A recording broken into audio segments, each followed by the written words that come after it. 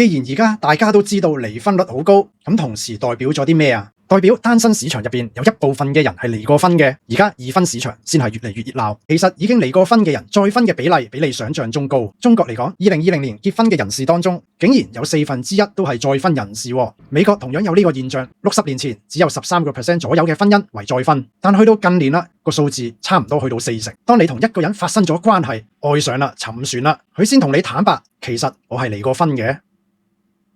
啱啱呢2秒係俾你諗下，如果有一日發生喺你身上，你會點樣反應？你猶豫，對方就覺得你介意啦。咁離婚後再戀愛嘅人，通常會面對啲咩情形呢？女仔特別要留意多一下，因為女性喺再婚市場上一般比較處於劣勢。例如會見到新伴侶喺人格特質上都會比前夫更加差。比利時有個研究更加係 support 女仔會有一個越嫁越差嘅現象。平均而言，新老公會更加神經質，比較不盡責，亦都不友善。另外，再婚再離嘅機率極高。喺歐美地區，二婚嘅離婚率可以高達60%。喺婚姻中有樣嘢叫婚姻調適，呢個 MA 就等於兩個人喺婚姻關係中嘅整體能力，係一對夫妻感情好唔好最主要嘅衡量指標。咁再婚家庭嘅 MA 亦會顯著低於初婚嘅家庭，30年前到今日都係咁。因為再婚家庭有比較多獨特嘅挑戰，例如新爸爸、新媽媽同仔女嘅關係、前配偶嘅介入。如果你要問我意見，今次可以好簡短啦。結婚的決定，請你比你自己想象中更加慎重考慮清楚。